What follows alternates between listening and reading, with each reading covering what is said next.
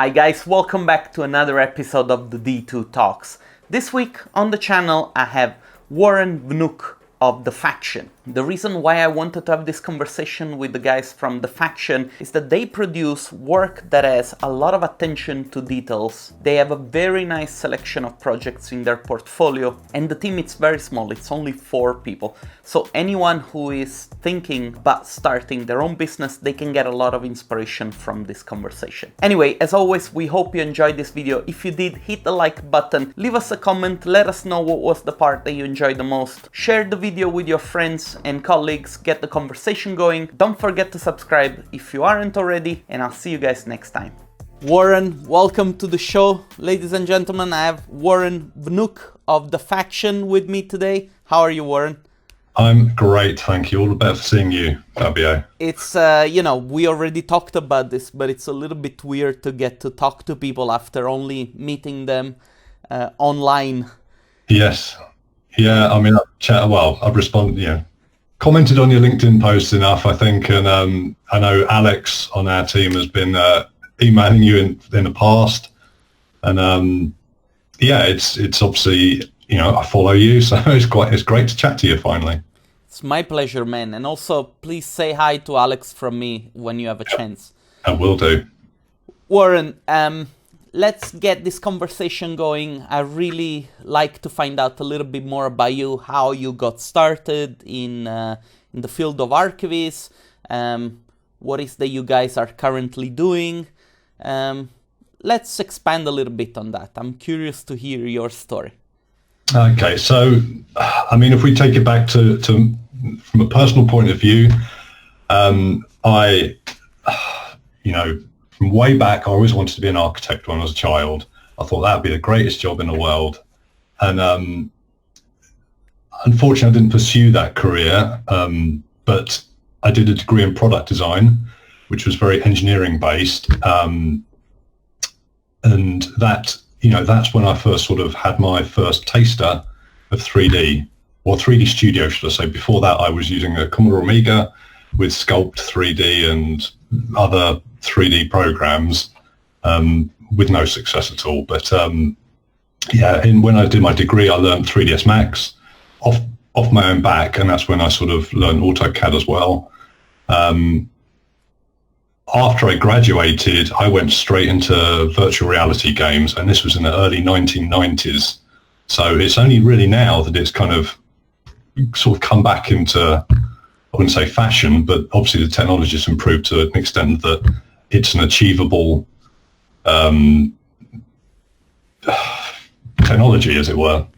I did not know that. I really thought that VR and augmented reality were things of today. So you also had like goggles and stuff? Yeah, it was full 3D. It was a company. The guy that started it was a professor in computer sciences or whatever. But it was in the early 90s. They did arcade machines. Basically, they had them in the Trocadero in London, and they were the virtual reality things, and they're massive kind of contraptions with. Again, they were powered by Commodore Amigas actually underneath, and they had the stereo headsets. They obviously were not very good resolution, but it shows that the technology has been around for so long. And we went to SIGGRAPH and everything early on, and it was great. And it was a really good founding for my sort of career path, as it were. Along with that, I've worked in retail design, previews for TVs and movies, game companies again. I've taught 3ds Max and stuff at universities, and finally I end up in ArchViz because that's kind of my passion. I've always really loved sort of the buildings and the structures and stuff. And it just took me a long while to get there, really. 20 years of doing other things. But that's where I ended up, and I spent a long time.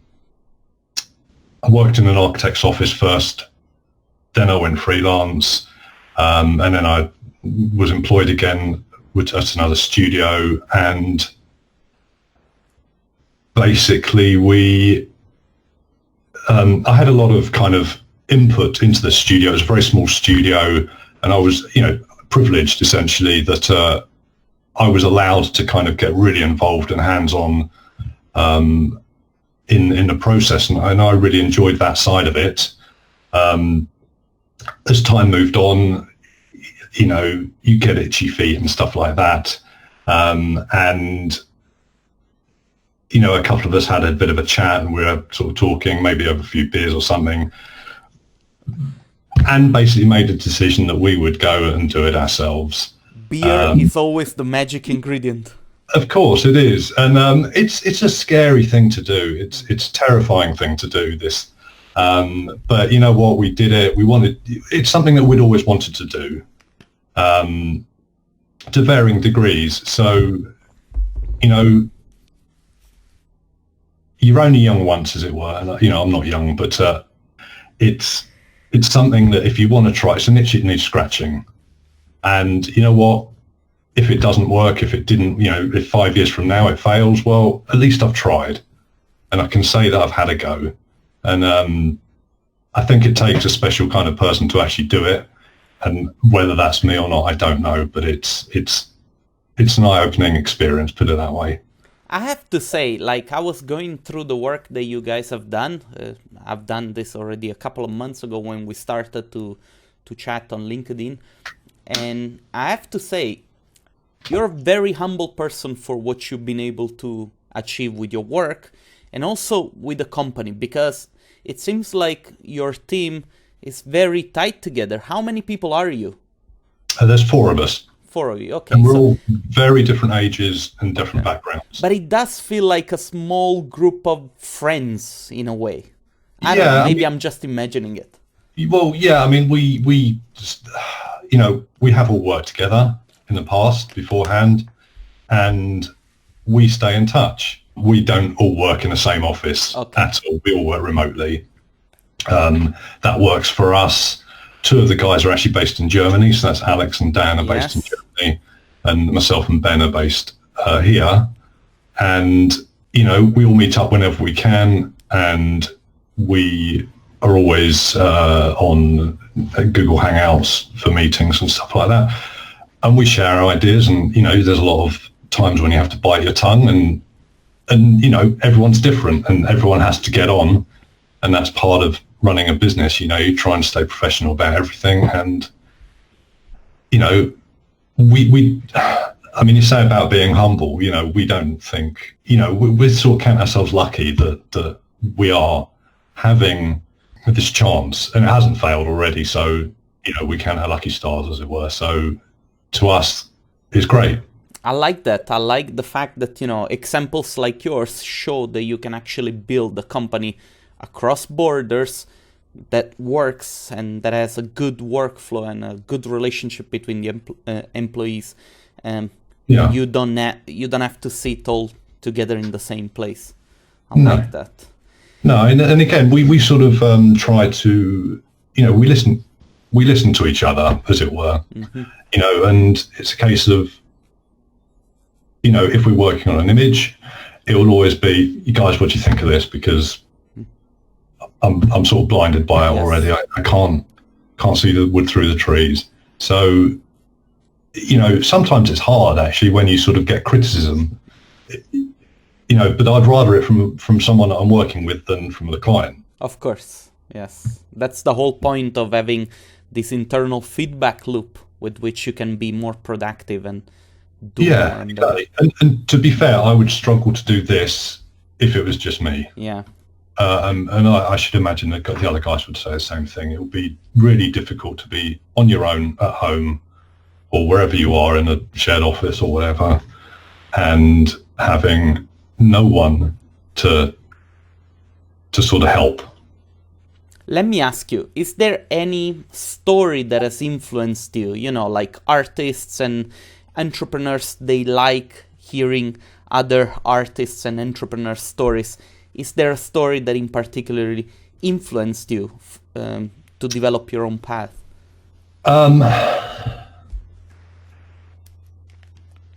Not specifically. I mean, I don't spend a lot of time, but I do listen to and watch, obviously, your videos, which always kind of, little light bulb moments for me. Sometimes I go, oh, God, guys, did you see this? And I watch Chris Doe's videos sometimes, and I listen to Alan McKay podcasts. Mm-hmm. He's obviously in the VFX industry, but I don't know. I quite like what he has to say. It's all linked. It is, of course it is, and he brings in kind of people from very different industries to talk to and stuff. But either way, you go and listen to a lot of them, and they all sort of blur into one sort of thing, because you've heard so many different views and opinions and stories, and then you just can't remember who said what. So I love listening to those videos and watching the videos.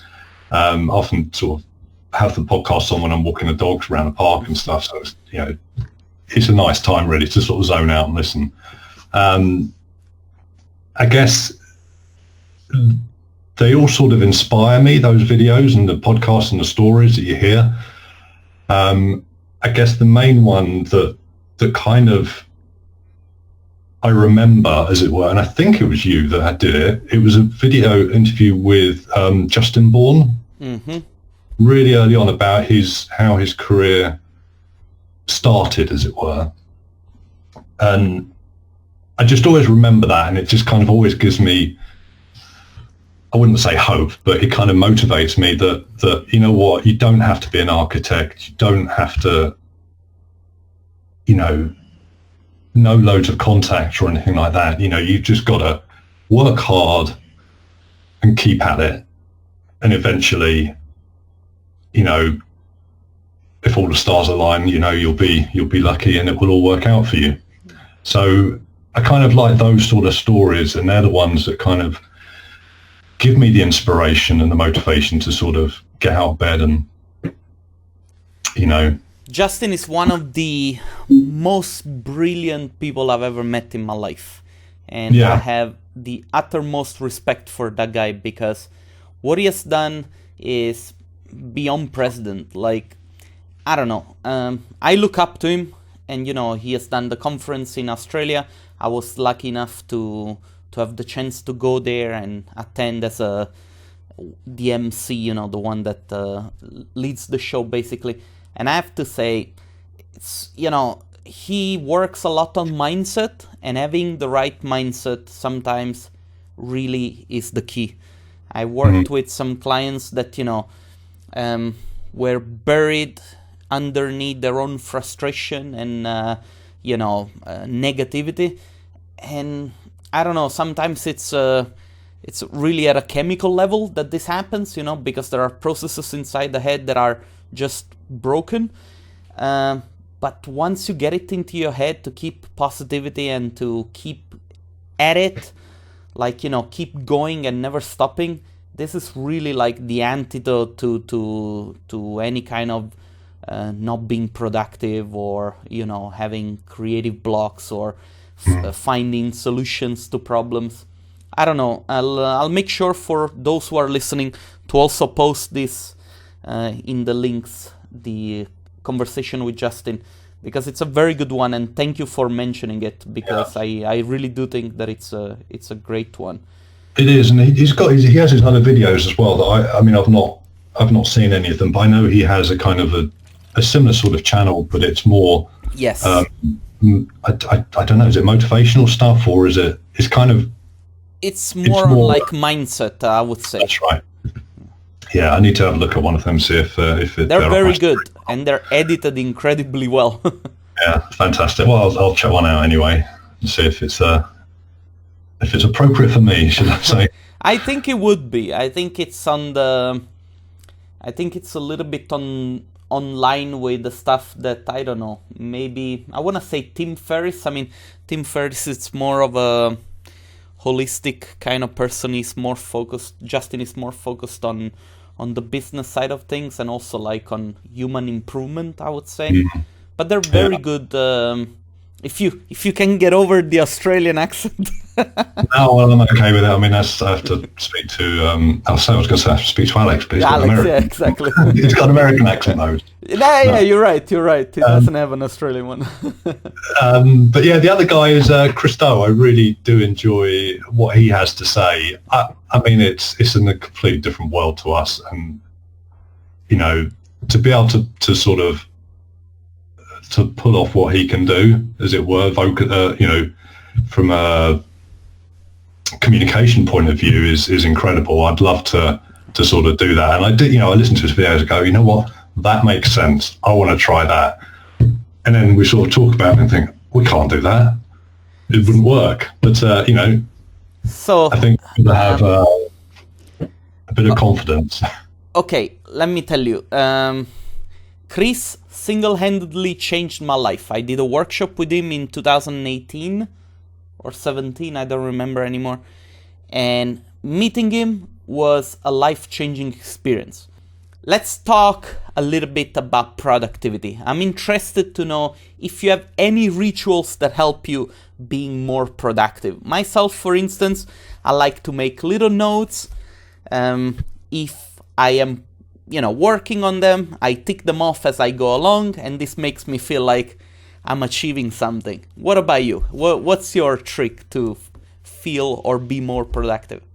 I try not to get on a computer too often. Would be one of my sort of tips, as it were. And the main reason is because I could easily spend all day, every day on a computer. I used to sit there doing 3D all hours of the day. And nowadays, I think it's really important to balance your time. And almost, I find that if you're a little bit under pressure, you're going to be more productive than if you've got all the time in the world to do something. So that's kind of one of my sort of tricks, as it were. And also I like to chop and change things. I like to sort of jump around projects and stuff a little bit. You know, maybe do some personal stuff as well as proper things, just to kind of keep it fresh and look at other people's work, you know, the other guys, what they're working on, the projects they're working on, you know, just any sort of distraction, as it were, I find kind of focuses you a little bit more when you get back onto what you're trying to do, because you have conversations with people, an idea will pop up into your mind, and there you go, you've got something to sort of work with. In terms of the business as a whole, we, like I said earlier, we sort of meet up a couple of times a year. We go through our kind of big business goals, and we tick them off as we go. So there'll be things like, you know, our financial kind of goals, sort of technology things. So if we want to buy some more machines for our render farms, or if we want to, for instance, budget in D2, which was a discussion that we did have last year, but for some reason that didn't get put into the budgets. So we try and do things like that, and we'll sort of sometimes we'll try and do over a weekend, or a couple of days. So the guys fly over from Germany. We'll all meet up. We'll go for a couple of days. So we'll have our meeting, and then we'll go have, you know, dinner, lunch, whatever. So that's kind of our main sort of long-term goals. Then we generally have Monday morning meetings, like I would imagine most people in the world do. We just do them over Hangouts or Microsoft Teams or whatever.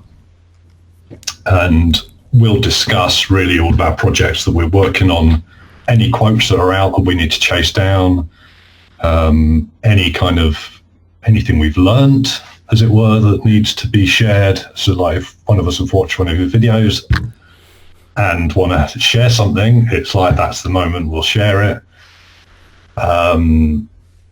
It'll just be all the day-to-day running of the things. And if anyone's got any kind of issues with projects, or we want to sort of review any of the images together, that's when we'll do that. And then,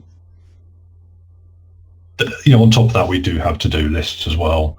And again, it depends how big the project is. But if it's a massive project that we're working on, obviously we'll try and maintain a Google Doc or something like that that has, that everyone can jump into and sort of make sure that we're sort of tackling all of the points that need to be addressed. I guess none of those things, those sort of nitty-gritty things really keep me motivated, but they kind of make sure you get the things done that need to get done. Sometimes that's all that it takes, right? Getting things done. Well, exactly. The difficult thing is you get all the things done and then you look at the image and go, well, I've ticked all the boxes, but am I happy with it? But that's what generates that extra wow factor, right? It's not the fact that you're only delivering a job, is how can I contribute even more to the work that I'm doing, right? How can I go that extra mile without interfering too much with what the client is asking? Let me ask you one thing, because you mentioned the personal work. When you work on your personal work, do you stay within the 3D realm, or do you do other things as well to keep your mind creative? I do a lot of obviously 3D personal stuff. The rest of my time is, if I'm being brutally honest, is taken up with family tasks. I have 2 children, a wife, and you spend time with them. But I'm learning to play the piano, so that's one of my kind of distractions, as it were, or frustrations, should I say? I'm perhaps too old to learn. Nah, you're never too old. I don't know. It's very challenging, but I enjoy it, and actually, it is a good distraction from work, as it were. And I think the sort of skills you learn with that can help with focus, in my day-to-day sort of roles, as it were. So that's kind of my sort of personal side of it. I don't sort of go out there and do any sketching or drawing as such, as much as I'd love to. There's not the time, unfortunately. I get it, like sometimes I'm so busy with just administration stuff that even sitting in front of my iPad to make a doodle, I'm like, I make 2 lines and then I'm like, oh, this drawing is going to take 10 hours. I'm never going to finish it. And then you don't. You just get fine. I have a lot of started projects, 3D images or whatever, that I've started and just never get finished. But it's okay, remove the pressure. Who cares? It's like, exactly. It's not like, I can get 70% of the way through something and go, you know what, I don't like this. Yeah, it's enough. Take it off. But you experimented, put it that way. Yeah, definitely. Warren, let me ask you, to date, what is one thing that you wish you had known when you first started out? I wish I had known that it wasn't going to be as easy as I thought it would be, because it's not. The honest truth is it is bloody hard work running your own business. And, I need to sort of give a bit of respect, as it were, to people I have worked for in the past that have done it, the small businesses, because it is so hard, and you have sleepless nights about all sorts of things. Yes. One day you'll get up and you'll be fantastic and you'll be, this is the best thing in the world. Next day you'll be like, oh, I hate this. And you've got to work so hard to keep everything going. It's like juggling, isn't it? It's like you sort of get one ball up in the air and then the next one's coming down, and it's the same with the things. You've got to, with jobs, for instance, it takes a lot of effort to win a job. They don't just land on your lap. You could be the best artist in the world, but people don't if they don't know you from kind of different aspects, they're not going to trust that you can do their work for them. Yes. So that's kind of one of the things, it's just that you've got to start from the very beginning again, almost. It's like if you're a freelancer and everyone knows who you are and you've worked your way up to be one of the top freelancers, but then starting your own business after you've been this top freelancer, you almost have to sort of start at the bottom again, because you're dealing with different people within the industry. Because freelancers, you'd be dealing with studios, they'll all know who you are. But as soon as you want to be a studio and you've got to deal with the end client, they don't know who you are. So that's a very important thing that you said. And actually, sorry that I interrupt you, but I want to make a point here, because I think that one of the reasons why a lot of freelancers fail, it's because instead of targeting studios, they try and target clients instead, and they get roasted. So, it's a very good thing that you're saying here, because, very often I get criticized for saying that, freelancers should be careful when starting their own business. And people think that somehow I'm against freelancers. But no, people need to understand the role that they have within the industry. And this is a question that I have for you later regarding the industry. But it is a thing that, people should understand. That, you cannot go after a client, because the client knows how to get everything they can out of you. Oh, yeah. Freelancers are not trained for that. And eventually, I think that it's also a little bit my fault that with my videos, I try to sometimes keep the conversation on a positive note. But it is a hard job to run a studio. It's not easy, that's the reality of it. And so, I want to say thank you for saying this, because sometimes I sound like a broken record. No, I think, again, I'm lucky, I'm working with 3 other guys. We're all kind of on a sort of level playing field, as it were. So we all share the responsibilities. Some of us have strengths and weaknesses that others don't. So, we sort of balance our load, as it were. So, we help each other out in that respect. Like I said earlier, if I was trying to do this on my own, can you be a studio and then also an individual? I don't know. But at the same time, you said about the whole freelancers and studio difference. How does one transition from one to the other? Yeah. There's got to be a crossover point and the challenges that occur. I mean, when we decided to start the studio, we just started a studio with no kind of real management or business skills.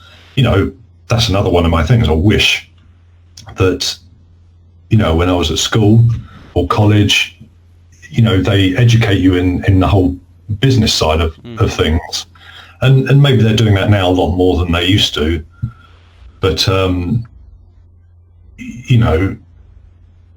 it's a learning curve, and I'm enjoying that side of it. I'm enjoying learning how to run a business. It's something different I never thought I'd get involved in, but it's a good challenge, and I think it keeps your mind working nicely, should I say. I totally get what you're saying. Let's stay on this kind of like theme, right? Yeah. What is something that you failed at, but that turned out to be a great life lesson? And it can be on a personal level, it can be from a business point of view, but I'm interested to hear what you have to say. I mean, God, you fail every day, I think, in various aspects of things. They're very small things. Big failures, none that I'd like to share, as it were. There have been, I guess, again, if we're going to sort of, this is the business side of things. So the thing that bothers me most, should I say, which I'll count as a failure, is we, early on in our studio life, as it were, we had an opportunity to do a project that we would have been given with kind of essentially money wasn't money was an object, but it wasn't. These people were desperate for these images, and we thought that the deadline was too tight. It was just too difficult, and we were also in middle of another project, and we turned it down. We thought, you know what, the best thing to do, and this is advice that I've heard somewhere, is be honest to the client, and they'll respect you more for it. I agree with that sentiment only if it's obviously people you've worked with previously now. But so we basically sort of said, look, we honestly don't think we'll be able to achieve that for you to the level of quality that you think you need, blah, blah, blah. And we turned it down, and they phoned us back afterwards and said, come on, please do it, please do it. And we stuck to our guns and said, look, we just don't think we'll be able to do a good enough job for you in that time period. And I'm clocking that up as a failure, because really, in hindsight, we probably could have done it. And there could have been movement on the deadlines and, you know, all sorts of things. And I kind of kick myself about that even now, and that's like 2 years ago. And I think things would have been, or could have been, quite different now. You know, we could have had a lot more of that sort of work. It was a very big London sort of development, but it was like it was public realm, almost master plan sort of space. There's lots of buildings going up, and you know, if that was in our portfolio, you kind of think, you know, that could have led to a lot more stuff, certainly from that client as well. And that is one of the lessons I think I will say I've learned is don't sort of reject something because you're scared. I think, you know, don't let fear control your decisions, because actually if you sort of look at it from a logical point of view, you know, there's always going to be movement within a project requirement. And also, you know, if you do things that aren't a challenge or aren't scary all your life, you're never going to really sort of develop within yourself and creatively or anything like that. So I think that's one of my kind of life lessons, as it were. The other one is I should have done this 5-7 years ago. You know, I love what you just said. Yesterday I interviewed another office, and they told me basically the opposite story, that they were like too tight, and they say to people, to the clients, look, we cannot do this project, it's too tight. And the client said, no, just do it, don't worry, we don't care about the quality. And then they delivered the project, and it was a catastrophe. The client wasn't happy. Yeah. So it's like, you know, that's the beautiful thing about life, is that we try to learn lessons from our failures, but sometimes you just have to go through it, you know. And that's, again, like we were talking about before, if you just keep going, probably that's the best thing, you know. You're gonna fail, you're gonna succeed. At the end of the day, you're just gonna keep going. And exactly. I mean, you keep seeing these sort of posts on LinkedIn and stuff, those kind of motivational posts where they say, oh, Richard Branson failed 5 times or whatever, and now look at him. And so, I mean, I don't want to fail like that. If I can avoid that, that'd be great. That'd be great. But, you know, I think, I mean, from a smaller kind of point of view, I don't really want to let any clients down.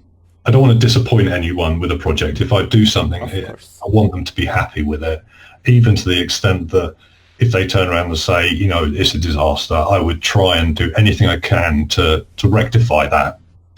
You know, even if they've already presented it or whatever, I think it would be important to try and keep them. Actually, what you just said, it's very interesting to me, and it leads me to the next question.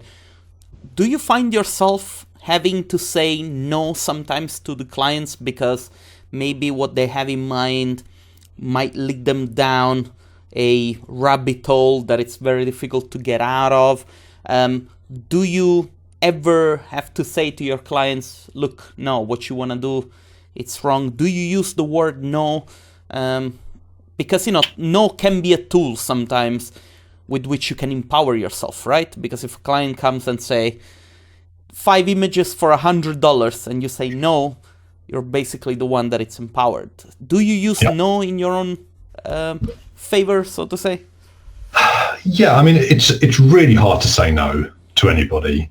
It's you feel kind of like you're disappointing them or letting them down. I guess you shouldn't be afraid to say no, though. And,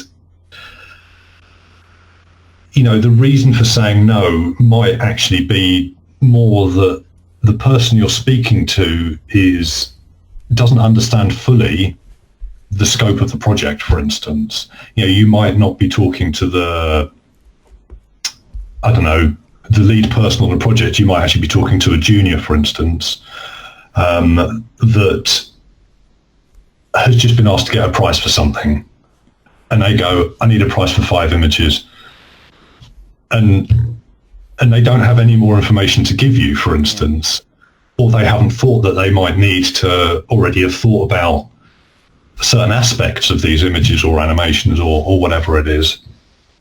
And then, therefore you do have to sometimes say, I can't give you what you want without this information, and you try and sort of educate them and kind of sort of guide them a little bit in terms of, if they want something from you, they've got to give something to you, as it were. Mm-hmm. It gives you opportunities as well to sort of explore the price and the deliverables of the project as well, because actually sometimes someone might want an animation, for instance. They might say, I've got this little townhouse, the rooms are only 3 meters square, but I want an animation, a walkthrough animation of it. And it's like, well, do you really? Firstly, have you got the budget for it? Yeah. Probably not. There might be other opportunities. So, you might offer a virtual tour, for instance, instead. Or there's lots of other kind of things you could sort of lead them. That's another important thing that you just mentioned right there. And sorry if I keep stopping you, but you're bringing out a lot of very good points. One of the messages that I often get is from people that have visualization companies that work on, I don't know how to call them, like low budget projects. So, a small house or a small apartment, and it's like, we cannot charge a lot of money for these visualizations. And I'm like, is it worth then for the client to use visualization as a means to communicate these things? Because if you have to do the visualization of a small apartment, it will probably take you the same time as for doing the visualization of a big block of apartments somewhere, I don't know, in New York or London. You also have to understand the amount of value that you're bringing to a client, and if you're selling yourself for a week of work for very low price, it's not the client's fault because the client has the right to ask you for it. It's you that you're agreeing to do something that has no value. You know what I mean? I do. And you know what? This is a conversation we have amongst ourselves.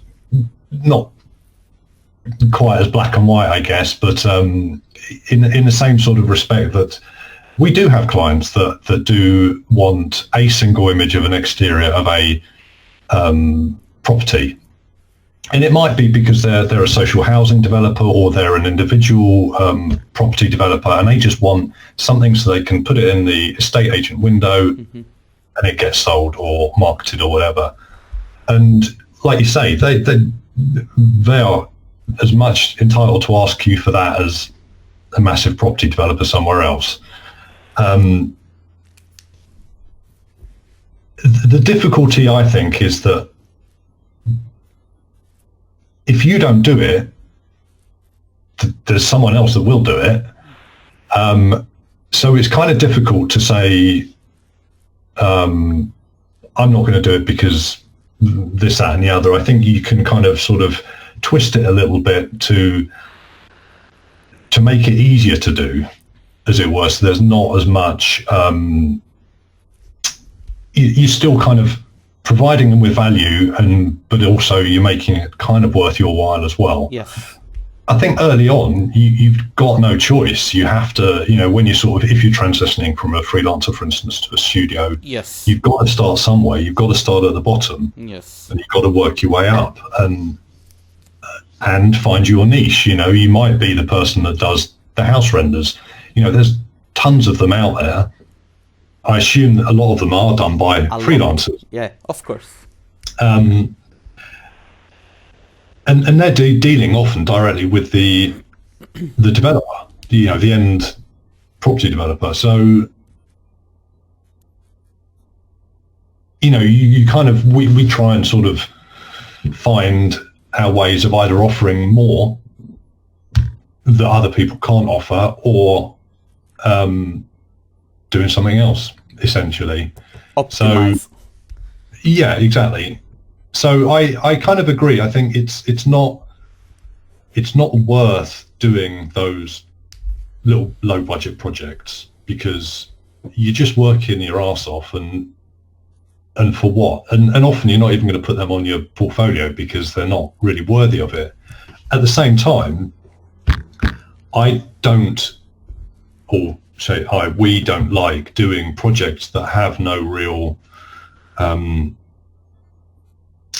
sort of artistic merit, as it were. I don't want to sort of work on a project that just looks mediocre at the end of the day because there's not been the budget to work on it, for instance. Yes. Sometimes a SketchUp model, you see, again, on LinkedIn, you see a lot of them, a lot of SketchUp renders or Lumion renders or this, that and the other. And they serve the purpose, they do the job that they're designed for. But when it upsets me most is when people are using them as like, they're going, look at this great CGI, or look at this, that and the other. And clearly it's not. Yeah. And, people are selling that as a tool or as a service. And that then leads to the whole £100 images, yeah. Where you sort of turn around and say, well, it's going to cost you X £1,000. And they turn around and go, well, I can get him down the road to do it for £200. And you say, but look at it. There is a big difference. There's also the experience difference, and the reliability. And there's a lot of kind of things that are valuable, but they're intangible, as it were. And you can't, the client doesn't necessarily kind of appreciate that part of your cost, let's say, is in things that aren't necessarily just the image or animation or whatever it is you're providing. So that's kind of, I know we've sort of gone astray a little bit on the kind of question of no, but... No, but I think that you make a lot of good points. I think that one of the issues is the fact that, a lot of software companies also go out there marketing themselves as the cheap alternative as to using a service, and then the reality never matches what these companies are trying to sell. And in a way, it's good, but we also need to train artists to call the bullshit when clients come to us and say, but I know a guy that will do it for £200, because we know exactly that those clients are coming to us because the £200 rendering, it's not good enough. Yeah, of course. When we get that, it's like, well, good luck with it. See you later. Yeah. And so, I think it's more of like, again, the reason why we put out all this content is to make people understand, not believe, that we're all part of the same community. We're all facing the same issues.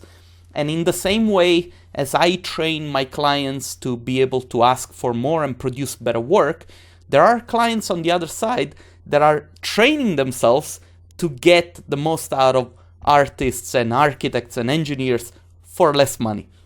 Yeah. It's a war. Yeah. It really is. Yeah. No, we forever get the kind of those sort of questions, well, why are you charging this much for this? And what, they always want it just a little bit cheaper. And it's hard, you've just got to kind of, in those instances, what we try and do, again, this is coming back to know, I guess, is we try and sort of explain where the costs come from. What are you paying for? Because sometimes when you sort of just put an image price down and it's X £1,000 for the image, it's like you kind of need to break it down for them a little bit more. So you can say, well, part of that is modeling, part of this is this, part of this is this, and lighting and whatever. On top of that, I think, we start sort of having conversations as to where can we save cost with you? Do you need all the images? Okay, if you want to save a few £1,000s, well, let's knock off one or two of the images. Or, perhaps if you have more images, the actual average cost is a little bit lower. So actually then that's better value. Yeah. Or, once you start having a conversation with them, and again, it's very important for us that we have telephone conversations with people at least. Yes. You can start sort of upselling things. Yes. Saying, well, perhaps you can't afford the animation, but you can afford a virtual tour. Yes. So maybe that's an option instead. So that's kind of half, the way we sort of deal with no and open up the opportunities to sort of develop, a conversation with them. Yes. Yes, I like that. Let me ask you, since, I just found out about you guys in the past few years, thanks to Alex. I've had a conversation with him. You've been flowing under the radar whilst doing a lot of good work. What about the aspect of community? Do you feel yourself as part of a community? Do you think that the community is nurturing itself to kind of like preserve the prestige of the profession, if you like, or do you think that there are things that could be improved? Yeah, on the whole, I think it is doing a good job. I think, again, what you guys do with the D2, for instance, what Jeff Moll does with CG Architect, and even some of the sort of studio heads like Pedro Fernandez, Matthew Bannister, etc., Justin Bourne as well, I guess. All of these kind of like, I guess the more prominent people are sort of doing a great service, as it were. And, everyone else should be really kind of thankful for that. Where would we be really if there wasn't, again, people like you and Jeff sort of putting out videos or, organizing the websites and kind of really kind of pushing the industry. At the same time, I think the industry is, or, I guess for the last couple of years has been going through a bit of a difficult period of time, which you could argue that like graphic and web design went through, a number of years earlier, where with technology improvements and software and, super fast internet, et cetera, it means that you can be or pretend perhaps to be a studio when you're working from, your bedroom, your living room, wherever, on a laptop. You couldn't have done that 10 years ago, but now you can. And I kind of feel that with the explosion of the number of people that are professing to be experts at it, that is a bit self-destructive. Yeah. And you kind of having this kind of, you've got this kind of top tier where it's the best of the best. And previously it was kind of, the best of the best. They ran the studios and they're all kind of just great. Then you had, the kind of the people that weren't as respectable, for instance, or reliable or anything like that, just didn't really exist. And now you've got loads of people doing fantastic work, but then also you've got loads of people that aren't doing fantastic work. That's not to say that we don't all churn out a bit of rubbish occasionally, because I'm sure we all do. But I don't show it, or we don't show it. We don't put it out in front of the world to see. And again, I think this is another sort of issue with and you sort of touched on it earlier with these kind of, renderers, for instance, for Revit or SketchUp or anything like that. The people that are operating them are experts in architecture or design. They're not necessarily experts in rendering or image development, or they're not artists if you sort of cut it down to the bones of it. And I think there's a big difference. You can produce a nice image from Revit, but it won't be a great image because the person operating it is a Revit specialist and not an artist. And I think that is, that's kind of one of the sort of challenges, as it were. The other thing, again, this is another thing that you do discuss quite a lot, is the whole freelancer and small studio kind of relationship, where there's that kind of the grey area of, well, you're a freelancer, but you don't want to be working for the studios anymore. You want a piece of their pie, as it were. So you start approaching developers or whatever, and it's easy to fluff it, as it were, mess it up, and it kind of then, well, say for instance you then start doing it because a freelancer's got far less overheads than a studio. You do your image for £500, all of a sudden you're kind of shafting the studios, who's got much more experience, will probably do a better job at all sorts of aspects of it, not just the image necessarily, that then when they deal with the client next time, they're like, for instance, for a bigger project, they're like, oh, but I can get the image for £500. Yeah. It's like, but this is a very different project.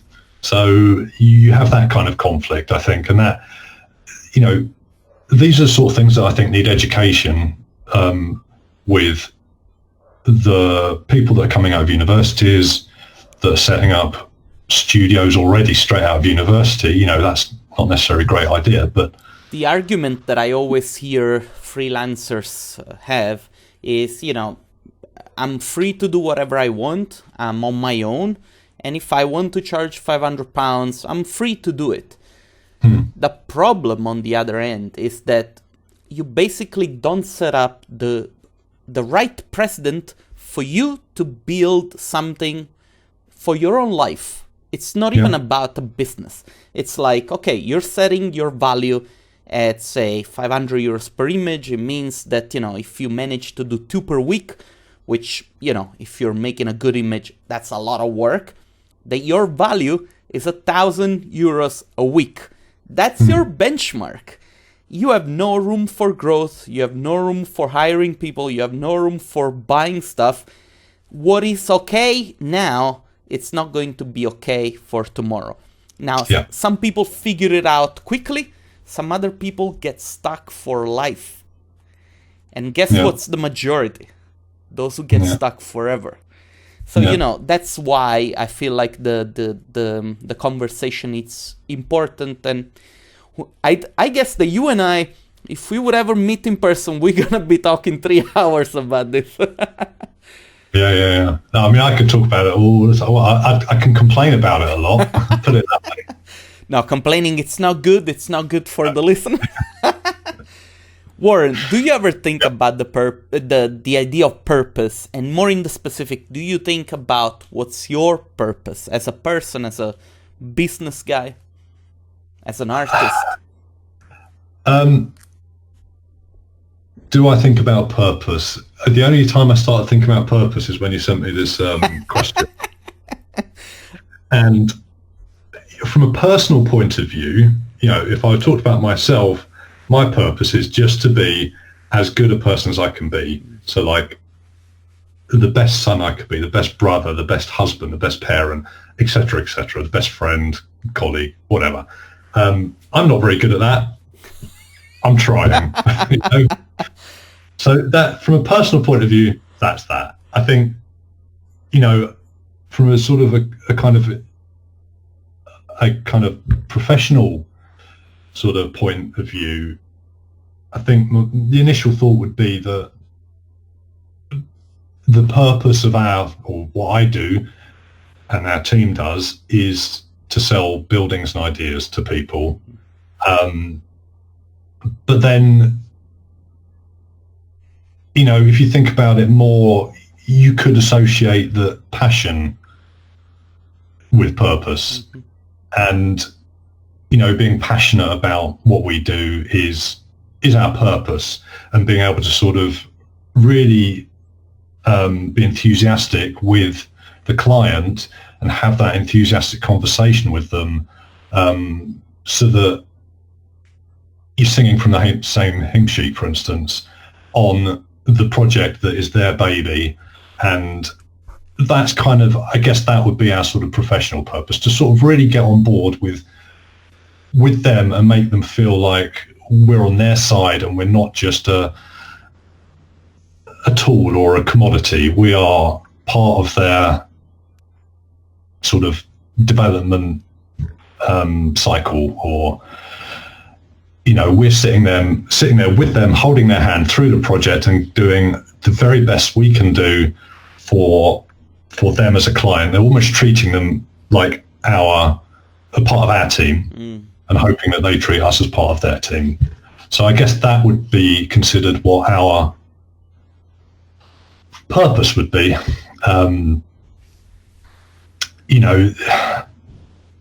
There's lots of kind of sort of directions I guess I could go with that. I don't think that there is a right answer. Like, I've been asking this question to a lot of people, and to be honest, I have to probably say it's kind of selfish, but I'm asking it because I want to learn it for myself as well, like, okay. I fight all the time with this idea of like finding my own purpose. Now, there is a, I don't know if you know Sadhguru, the famous Indian guru, and he always talks about the fact that, in life sometimes there is no purpose, and it's okay. It's okay to think that life just needs to happen as life, like, there is no purpose for a stone to be on the floor or for a dog to walk the streets, Sometimes that's just what it is. But then, of course, on the other side of the discussion, there is everything that belongs to us and that gives us a motive to live our life and to pursue happiness. And this can be more or less defined as purpose. I myself, I can say I work really hard thinking about the fact that I might have a purpose, but then at the end of the day, I still don't know it. And so I made 2020 about pursuing the understanding of purpose, and I'm sorry if I put you guys on a tough spot trying to explain your own version of what purpose is. Yeah, no, it's fine. I mean, it's reassuring to know that I'm equally stumped and you're equally stumped. Oh, yeah, as it were. Absolutely. I keep saying this. I try to answer as best I can. I keep saying this all the time, like, don't think that people have it figured out. Most of us, we don't, know, and it's good. Every day is a challenge. Yeah. It's not going to be the same for every single person. So one piece of advice might not work for somebody else. Yeah, exactly. So, I think in terms of purpose, it's the same thing. I totally agree. It's you can have a broad thing, like I said, about being the best person you can be. That's not necessarily a purpose, but it's kind of, I don't know. I mean, maybe that's because I don't know what my purpose is either. But, I think that eventually already trying to be the best person that you can already puts you ahead of the majority of people, because very often I see people just acting out of their own sheer selfishness, if you like. Sometimes it hurts because, you do so much for them. But then again, I remind myself, you're doing it because you like doing it. Have no expectations. Yeah. And if people feel like they need to act like this, it's not your choice. So, you're still standing on the side of the just, if you like. But then again, what do I know? What does anyone know? Yeah, exactly. Warren, okay, so help me understanding what success looks like to you. Well, obviously, as I've grown old, I've changed. So I guess when I was 18, 20, 30, success for me would have been, fast car, nice, a good job, lots of money, nice clothes, flash watch, etc., etc. Since I've matured and had children and, joined the guys to set up the faction, my opinion's changed a little bit, partly due to sort of how the last few years I've experienced. And really, I mean, success to me would now be, having a perfect work-life balance, making sure or seeing that my family is happy, that my kids are playing in the garden nicely together. What will make me the happiest thing in the world is to know that my children are going to grow up and be lovely people. Yeah. And, because then that's a reflection on me. Yeah. Yeah. So, that would be success for me, that I've been able to sort of teach them or guide them to be successful in their own right, as it were. And I look then back at my parents and go, you're successful. You've brought up 4 lovely children that have all had their own children. And, to me, success is more about your mark on the world, as it were, and how people remember you. Yeah. And perhaps that's kind of another thing that's come to me through going through, again, sad thing about age. The morbid side is you go to funerals and you hear the eulogies and stuff, and I'm going very deep here, but what people say, very lovely things about people, and you go, I want people to say that about me. And it's none of it covers money, work, or what you've done for yourself. It's all about how other people have seen you. And I think that to me is success. It's being remembered as being remembered and missed, as it were. 100% with you, man. It's like, I'm 37 now, and sometimes I wake up with like a dislocated ankle. I don't even know how the hell that happens. But, my body is slowly starting to decompose. And I think about this all the time. It's like, okay, yeah, we're doing whatever it is that we're doing. We're making money. We're living a happy life. But there is something missing. Are we sure that when we're not here anymore, somebody's going to say, yeah, that guy made a contribution to this planet, And it's a hard thing to say, because maybe it's, what do you call it, egotistical or something, the word? That, you do it for yourself. But then again, we are artists, right? We're designers. What's the point of doing this without thinking of like living in the life of other people after us, right? Think of like Sid Med, that when he passed, everybody mourned because, that guy changed a generation. Stanley, same thing. Warren, I appreciate your time. Believe it or not, we've been talking for 1 hour and 10 minutes already. Oh, blimey, sorry. No, my pleasure, man. I had actually a lot of fun, but we gotta keep it a little bit short because people will die through the 10 minutes you can cut out in the middle. Yes, of course. We'll remove that. But anyway, man, listen, I really appreciate you taking the time for doing this. I really hope that our path sooner or later will cross and we'll have a chance to meet in person. For now, if people want to reach out to you and they want to talk to you, where can they find you? They can find me on LinkedIn or the business on LinkedIn, obviously the Faction CGI.